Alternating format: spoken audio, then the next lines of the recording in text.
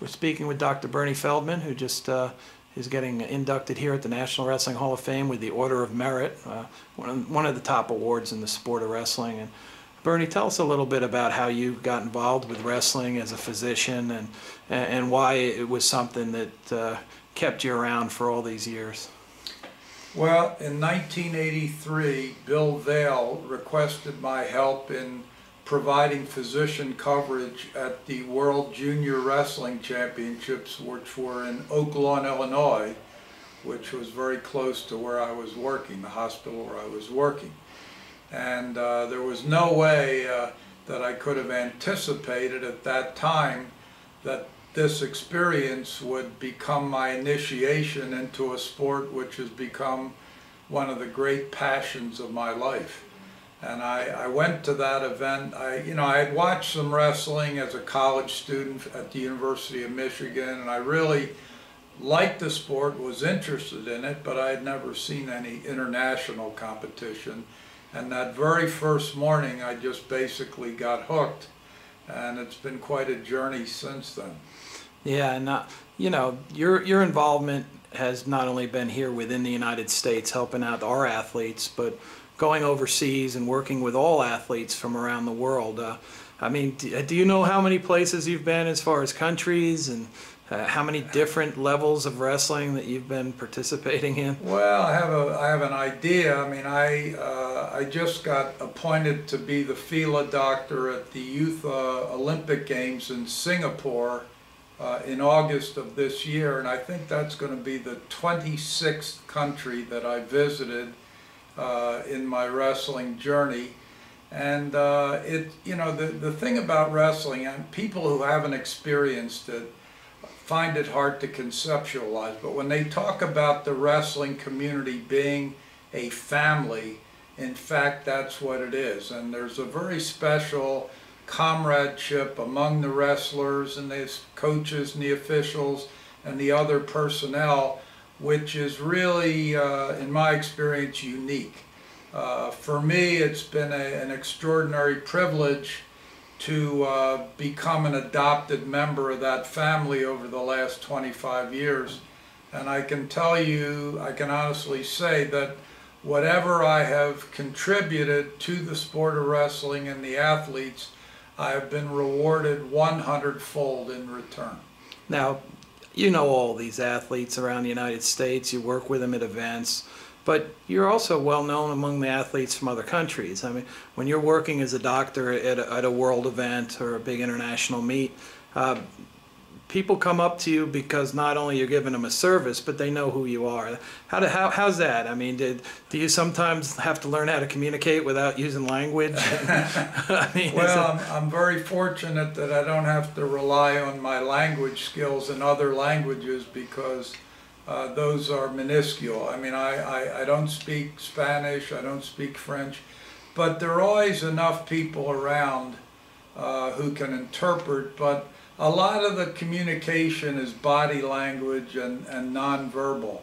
I mean, I've always felt a bond to the wrestlers. I mean, I've helped the Cubans many times with injuries, and I've been to Cuba 3 times. Each time we've gone down there, we take a lot of clothes and shoes, because they come from a very disadvantaged environment, and they're part of our brotherhood, and we care about each other. I've taken care of the president of the Iranian Wrestling Federation in 2003 at the World Championships in New York. I was approached by one of the Iranian team leaders who I had gotten to know, and he said that their president of their federation wasn't feeling well. I was obviously very honored that they chose me, and I took a look at him, put him on some antibiotics, and within a day or so he was feeling dramatically better. I also have had a chance to take care of Alexander Medved, and every time he sees me, he wraps his arms around me and hugs me and kisses me. And I know it sounds hokey, but for me, It's just an honor to be surrounded by people like that, and also in our own country by people like Steve Fraser and Kevin Jackson and Zeke Jones, Bill Zadek. All of those people to me are the salt of the earth, if you will. For me to be able to rub shoulders with them, and then to have the support and guidance and friendship of people like John Vaughn and John Graham, it's just been one of the most wonderful endeavors I've ever been involved in my entire life. And I mean, for me, this award is, I can't say that it's something that I hoped for or I dreamed of. I mean, I never considered this in the realm of possibility. I mean, I'm not coming into the Hall of Fame for my achievements as a wrestler, and this is unprecedented. There has never been a doctor inducted into the Hall of Fame for his work as a physician. I've done this for 25 years because I love the sport and I love the athletes.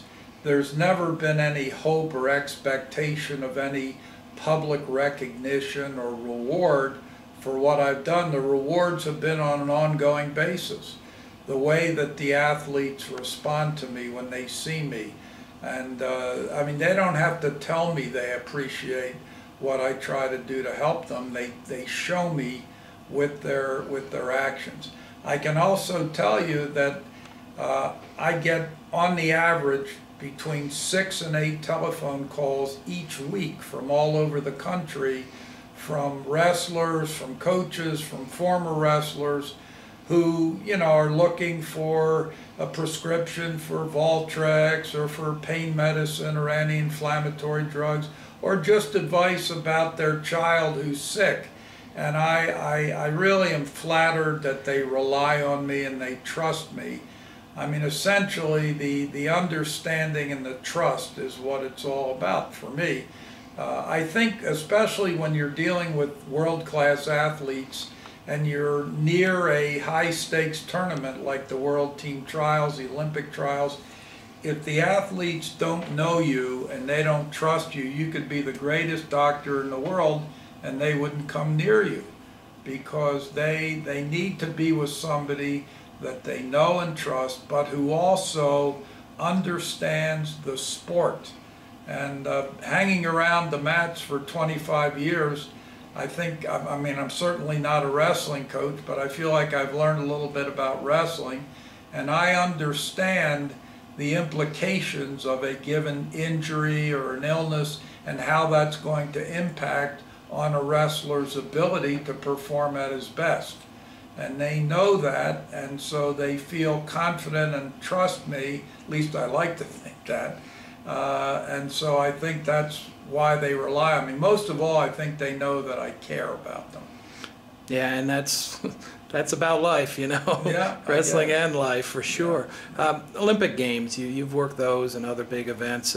Is that a thrill, you know, to go out there and be around the biggest sporting event there is, and the biggest news story in the world? Well, yeah, it really is. It's literally a unique privilege. I mean, it's kind of like how I feel this weekend. I mean, when I walked into the wrestling venue in Beijing, and I took my seat right on the edge of the center mat, and I looked around, and the thought that kept recurring was, is this really happening to me? You know? Yeah, right. I mean, and that's how I feel this weekend. I mean, I sat at breakfast this morning with Dan Gable, and I mean, he's, you know, literally an icon in the sports world, not only in wrestling, and he continues to represent our sport and be an